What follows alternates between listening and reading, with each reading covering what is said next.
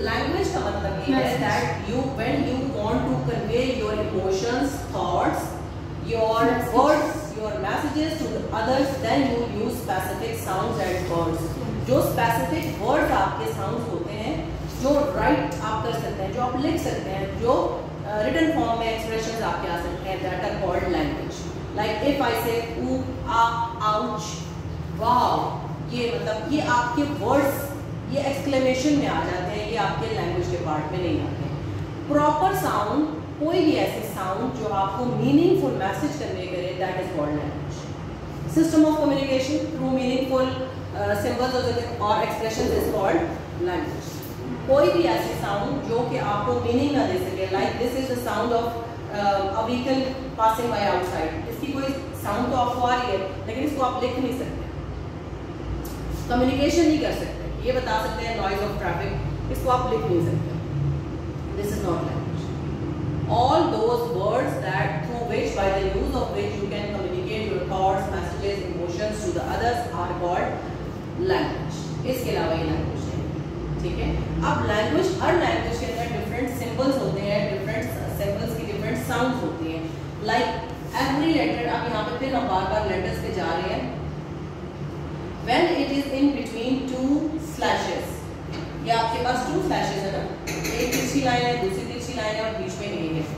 देखिएगा, this is alphabet, ठीक है। आप A कर लें, B कर लें, C कर लें, A to Z जो भी कर, ठीक है। डायग्राम्स में अभी नहीं जा रहे, हम A to Z सिंबल्स में जा रहे हैं। ये अब एक सिंबल है, whenever two slashes are present, ठीक है। Now it is not symbol, it is sound, ठीक है। इसकी वजह से हाँ जी बिल्कुल, जब हम ए की बात करते हैं ये ए है, लेकिन जब हम यूं इसको स्लैशेस दोनों के बीच में ले आते हैं, then it is converted automatically इनकी साउंड। फिर आप इसको ए नहीं पढ़ेंगे, फिर आप इसकी शॉर्ट और लॉन्ग साउंड्स हैं, और फिर वो जो मैं आपके साथ ए की डिफरेंट साउंड्स की बात कर रही थी, that there are 7 different sounds of ए।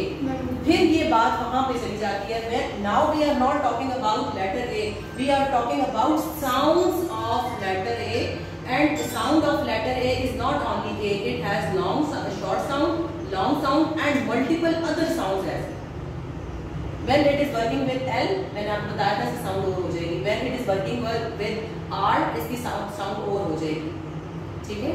और ये लॉन्ग और शॉर्ट। अच्छा, जो हम अब वापस अपने मेन बात की तरफ आते हैं, ये एक अलग टॉपिक है, इसको हम और डिटेल से डिस्कस करेंगे। Every letter has 3 things.